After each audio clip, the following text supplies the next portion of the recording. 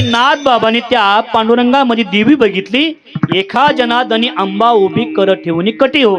जसं या ठिकाणी सांगितलं, जसं गिराईक निघालं का विठीवरून खाली उतरून जनाबाईच्या कुटियाकडे निघालं आणि जनाबाईच्या कुटियामध्ये झोपडीमध्ये देव गेले महाराज. आणि एक हात जनाबाईचा त्या खुंट्याला आहे, दुसरा हात देवाचा आहे. आणि देवानी माझी जनाबाई अगदी ओव्यागात त्या ठिकाणी दळण दळत आहेत, दळण.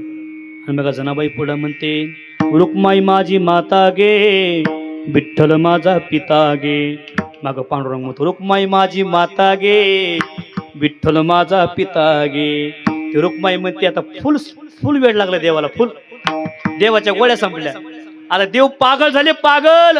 आव देवा, आतापर्यंत सहन केलं रुक्माई मातानी, लैल मोठे दळण ऐकली मला त्या रुक्माईनी. आवाज सुंदर होता देवाचा, मुक्त ह्याचा जी जनाबाईचा आवाज गोड होता. आणि अगदी गोड आवाजामध्ये भरपूर भजनं, भरपूर दळणं त्या रुक्माईने ऐकले. रुक्माईला एक शब्द नाही सहन झाला, कोणता? रुक्माई माझी माता गे, विठ्ठल माझा पिता गे. रुक्माई या ठिकाणी बघा कमराला पोदर खोसताना आली रुक्माई पुढं, ओ देवा, तुमची माता आहे काय मी?